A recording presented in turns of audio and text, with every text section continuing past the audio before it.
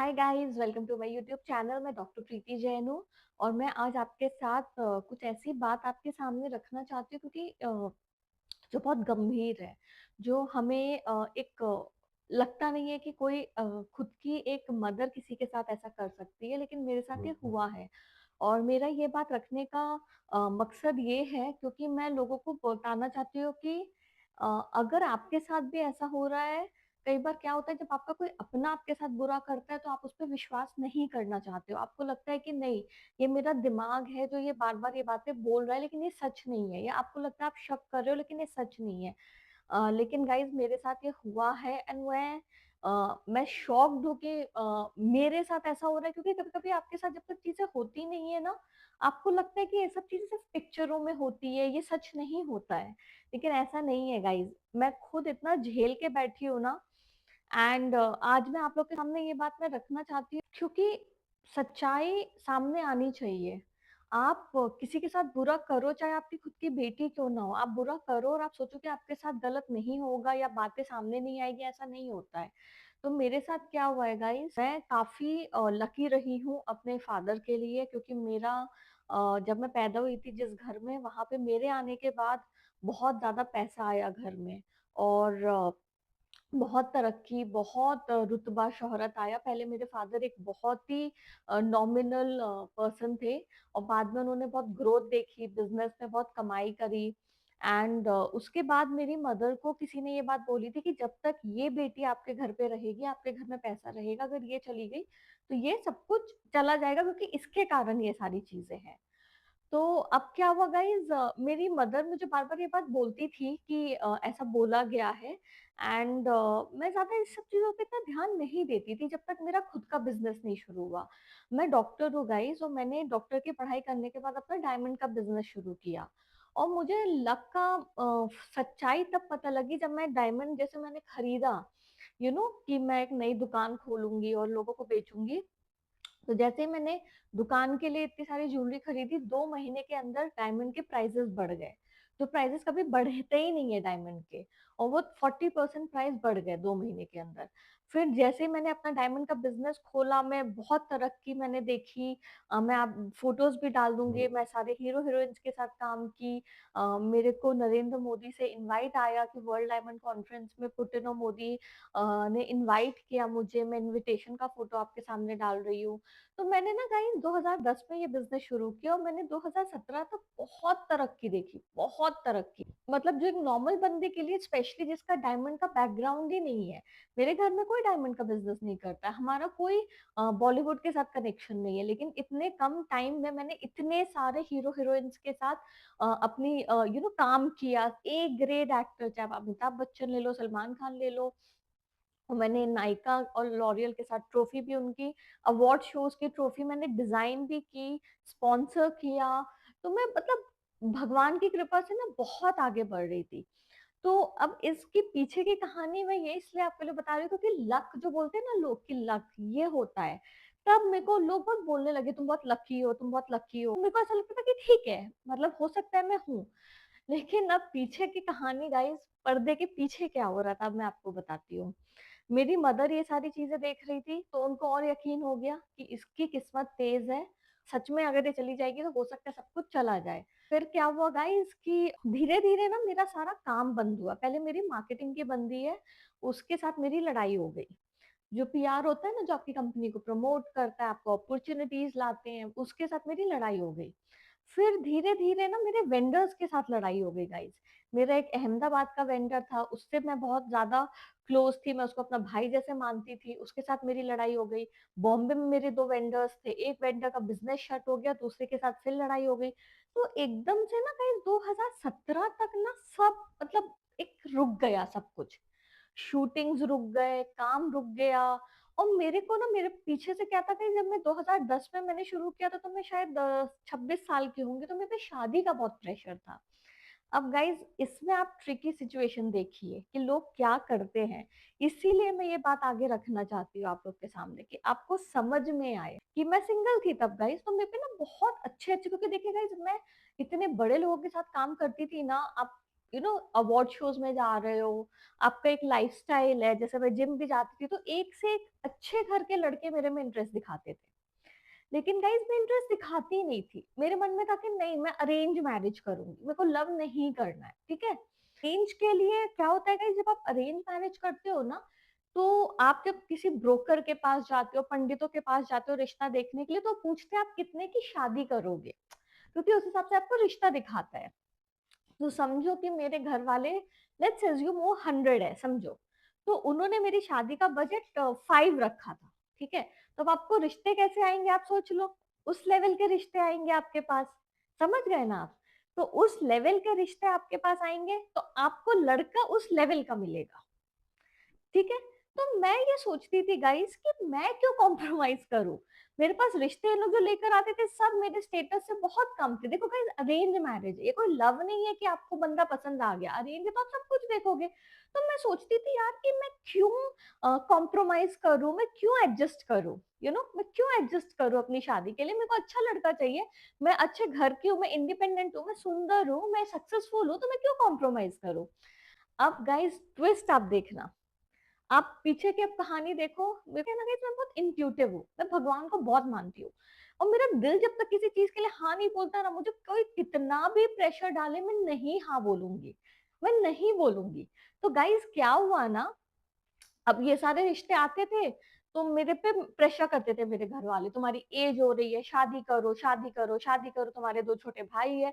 अब गाइज मेरा ना लड़कों के साथ वो कनेक्शन भी नहीं बैठता था, क्योंकि देखो गाइज मेरा मानना है डेस्टिनी, नियति कुछ होती है।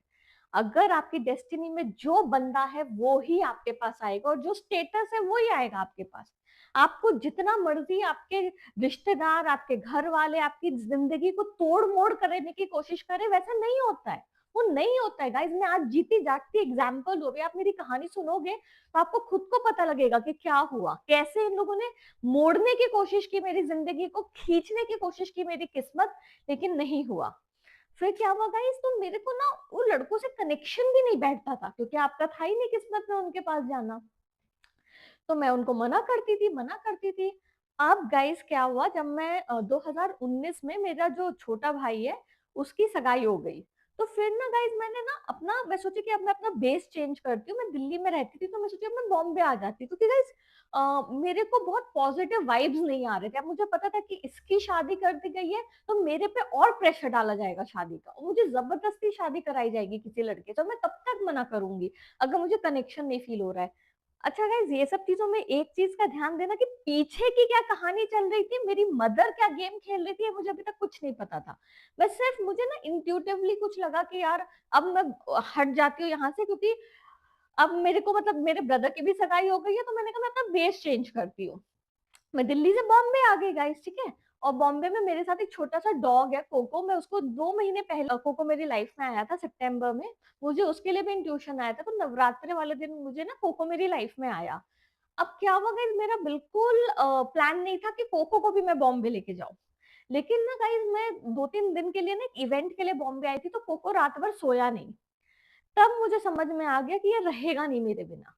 तो फिर देखो गाइस ये भी डेस्टिनी में था, फिर मैं कोको को लेके आ गई बॉम्बे।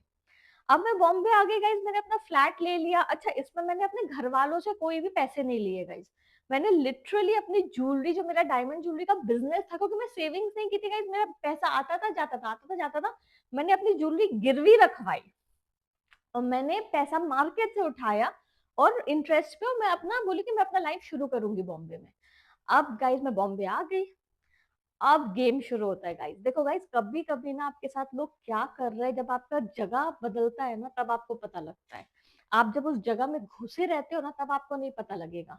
मैं जैसे ही बॉम्बे आई, जैसे ही धीरे धीरे ना मैं देखने लगी, और मुझे एहसास होने लगा कि मेरे पे ना बहुत ब्लैक मैजिक किया जा रहा था, और करने वाली भी मेरी खुद की मदर थी। मेरे काफी स्पिरिचुअल फ्रेंड्स थे, तो थोड़ा मेरे को गाइडेंस भी मिला, मैं उनसे पूछती भी थी, तो मुझे पता लगा, क्योंकि आप ना देखो गाइस, जब आप घर पे रहते हो ना, आप पे ब्लैक मैजिक करना बहुत इजी है, स्पेशली अगर आपकी मदर कर रही है, आपको खिलाया पिलाया जा रहा है। और गाइस, जब मैं दिल्ली में थी ना, मैं इतनी चिड़चिड़ी हो गई थी ना गाइस, इतनी चिड़चिड़ी। और ब्लैक मैजिक का सबसे बड़ा स्ट्रैटेजी ये होता है कि आपको आइसोलेट कर दे। मेरे सारे फ्रेंड्स को मेरी मदर ने हटा दिया था, क्योंकि अकेलापन रहेगा तो ही आप वो करोगे जो उन लोग कह रहे हैं कि करो।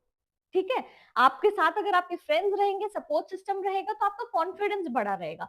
तो क्या होता था, एक चीज है लेकिन गाइस, भगवान, मैं आपको हमेशा, एक मेरी पूरी कहानी का एंड ये रहेगा कि भगवान पे विश्वास करो। कैसे मेरे भगवान ने मुझे बचाया। जैसे मैं बॉम्बे आई ना, तो मुझे पता लगा कि मेरे पे तो ब्लैक मैजिक किया जा रहा था।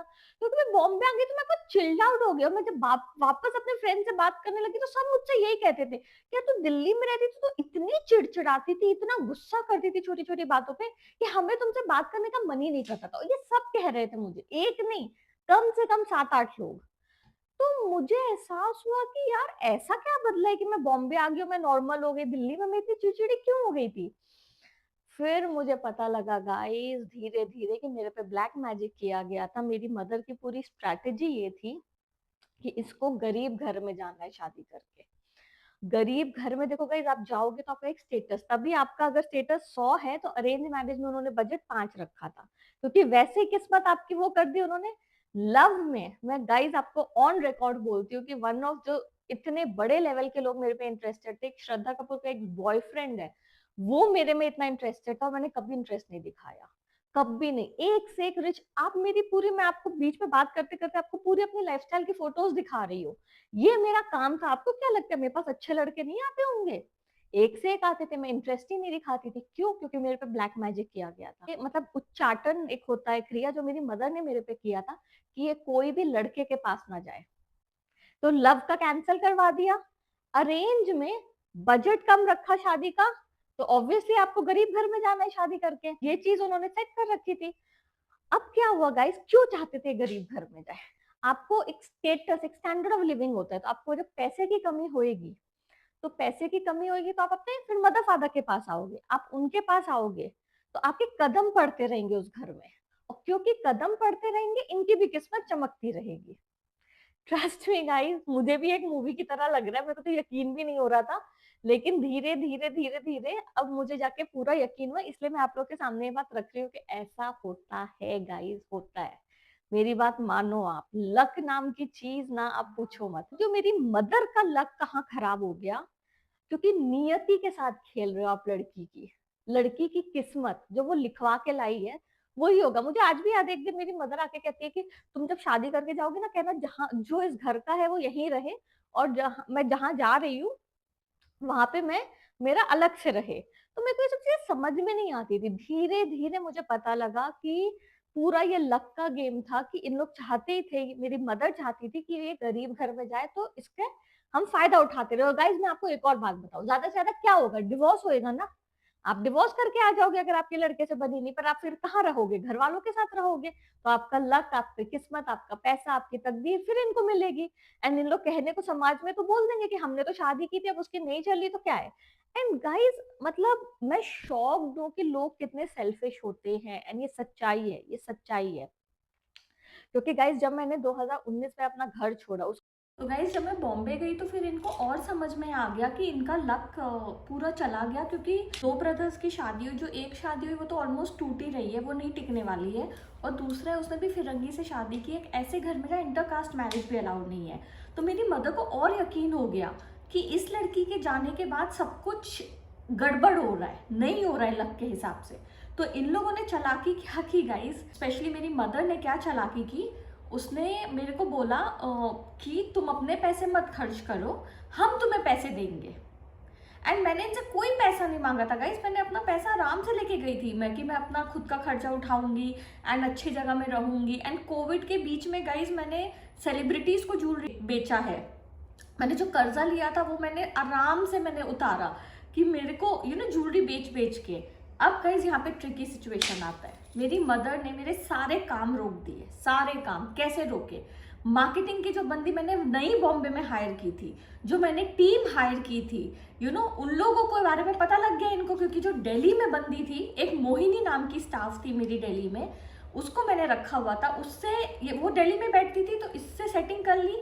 उसके थ्रू जो बॉम्बे में मेरी टीम थी उसके बारे में सब पता करते रहते थे कि क्या क्या है, और सब पीछे से सेट हो गए गाइज सब।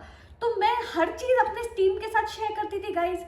मैंने कोविड के टाइम पे एक स्क्रिप्ट नेटफ्लिक्स के लिए लिखी थी गाइज, जहाँ डॉक्टर्स की लाइफ कोविड में कैसी रह रही थी, एंड वो जो क्रिएटिव हेड है नेटफ्लिक्स का, उसके साथ मैंने बात की थी, एंड हमारी ऑलमोस्ट डील फाइनल हो गई थी, ऑलमोस्ट। एंड गाइज मैंने ये बात अपने स्टाफ के साथ शेयर की, साइन होते होते कॉन्ट्रैक्ट खत्म नहीं हुआ। ये मेरी मदर ने कराया। कि क्या किया, अब सुनो, अब चालाकी देखो गाइज। नहीं नहीं, तुम पैसा मत खर्च करो, हम भेजेंगे। बट ऑब्वियसली क्योंकि मैं बहुत वर्कaholic हूँ गाइज, मेरी आप देखोगे करियर का, मैं बहुत वर्कaholic हूँ, तो मैं काम करना नहीं छोड़ूंगी। एंड लक तो है ही गाइज, तो मैं अपना काम करती थी, मेरा चलता था। इन लोगों ने मेक श्योर किया जहां जहां काम बन रहा है हर जगह काम रोको, हर जगह काम रोको, ठीक है। नेटफ्लिक्स का रोक दिया, जहां ज्वेलरी बेचने जाती थी टीम को पता होता था, वहां पे इंफॉर्मेशन चली जाती थी, सब काम रोकने लगे। सेम पैटर्न जो दिल्ली में किया गया था गाइज।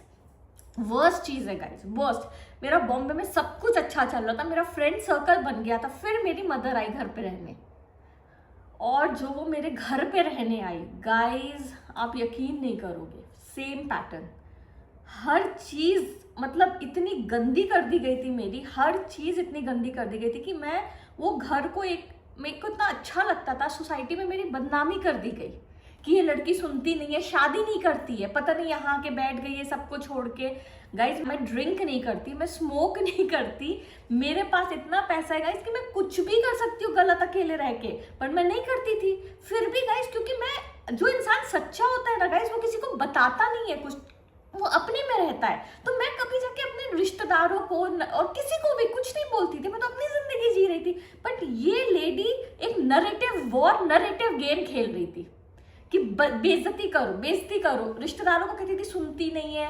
मैं जहां रह रही थी गाइज, वहां पे भी आके इतनी मेरी बेइज्जती की। एंड देखो गाइज, अगर कोई मदर बोलती है ना, ऑटोमेटिकली इंसान लड़की को गलत समझता है, लड़की को गलत समझता है।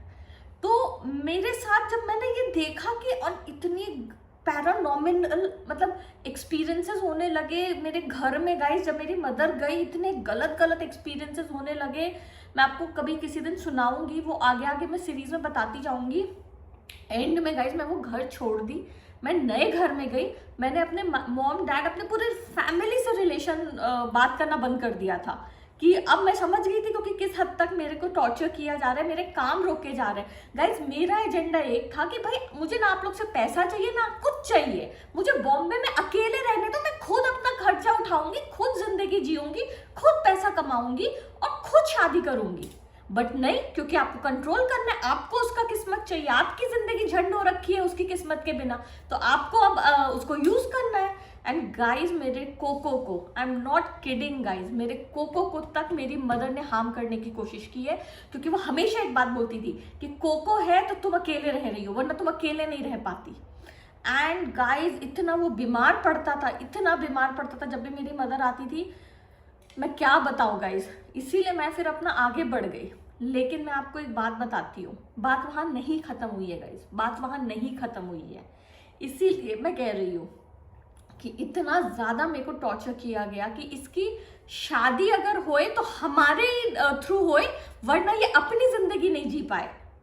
तो काम आपके सारे रोक दिए गए कि पैसा हम भेजेंगे, और हम जब भेजेंगे तभी तुम्हारे पास पैसा रहे, वरना तुम्हारे पास नहीं रहे। लेकिन गाइज मैं आपको बोलती हूँ ना, भगवान है, भगवान है। मैं बॉम्बे से अब दुबई आ गई हूँ तो मुझे और क्लैरिटी मिल गई कि ये मतलब लेडी ने मेरे साथ क्या क्या गलत किया है। बट एक चीज है गाइस, आप किसी की किस्मत के साथ नहीं खेल सकते, नहीं खेल सकते। वो लड़की की किस्मत में आगे बढ़ना लिखा है, आज ये बात बाहर निकल लिखा था तो आज बात बाहर आ रही, क्योंकि ये कलयुग है गाइस। अगर कोई आपके साथ बुरा कर रहा है तो उसकी बात बाहर आएगी, आएगी, नहीं छुप सकती। आपने लड़की की 40 साल, आज मैं 41 हूँ, मेरी 40 साल मेरी जिंदगी का इस लेडी ने बर्बाद किया है। आपको क्या लगता है कि भगवान ऐसे ही जाने देगा? नहीं, कभी तो बात आएगी ना सामने, आ गई आज बात सामने। आज जब मैं अपनी बात रख रही हूँ, मुझे पता है मेरे सारे रिलेटिव्स देखेंगे, उनको पता होगा कि सच्चाई क्या है।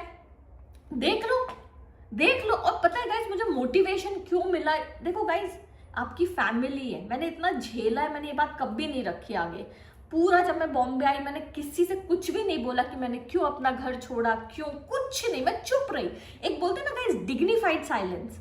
लेकिन बाद में मुझे पता लगा मेरे बारे में इतनी गलत गलत बातें। देखो गाइज आपकी किस्मत, क्योंकि मैं लोधा में रहती थी तो लोधा वालों ने मुझे सिलेक्ट किया था सोसाइटी में, जहां सारे सेलिब्रिटीज रह रहे हैं कि हमें एंडोर्स करो, आप हमारे घर को एंडोर्स करो। एक वर्ल्ड 1 करके बिल्डिंग है लोधा की, वर्ल्ड 1, वहां पे पूरे इतने बड़े बड़े सेलेब्स रहते हैं। वहां श्रेयस अय्यर रहता है, लीन नितिन मुकेश रहता है, कितने सेलिब्रिटीज रहते हैं वहां पे। विमेन्स डे पे उन्होंने विमेन में मुझे सिलेक्ट किया था कि तुम एंडोर्स करो हमारी कंपनी को, कि तुम यहाँ रहती हो। तो काम आना बंद नहीं हुआ गाइस, क्योंकि आपकी किस्मत है, आप मेहनत करते हो, दिखता है लोगों को। तो बट क्या है ना गाइस कि इन लोग आके फिर इंटरफेयर किए, फिर हर चीज रोके, कि अब जाके मैं दुबई में आई हूं। तो मैं बस यही कह रही हूँ गाइस कि आपके खुद के लोग आपके साथ ब्लैक मैजिक कर सकते हैं, ये बात को जानिए, ये बात को समझिए। लेकिन एक चीज है गाइस, भगवान पे विश्वास रखिए। मैं रोज मंदिर जाती थी, रोज, और मैं रोज अपने घर में पूजा कराती थी। ये 2 चीज ने मुझे बचाया है गाइज, वरना मैं नहीं बचती जिस हिसाब से मुझ पे ब्लैक मैजिक किया था, नहीं बचती। तो मैं आज आपसे यही बात कहना चाहती हूँ, आपको अगर मेरी पूरी कहानी से कुछ भी लेना है ना, तो 2 चीज लीजिए। आपके अपने भी आपके साथ बहुत गलत कर सकते हो, दूसरी चीज है पर भगवान पे विश्वास रखना, वो आपको बचाएगा। Thank you guys, thank you so much for watching. Please subscribe करिए मेरे यूट्यूब चैनल को, मेरे वीडियोस को देखिए। एंड गाइज मैं धीरे धीरे और अपनी बातें बताती जाऊंगी क्या क्या हो रहा है। Thank you so much for watching.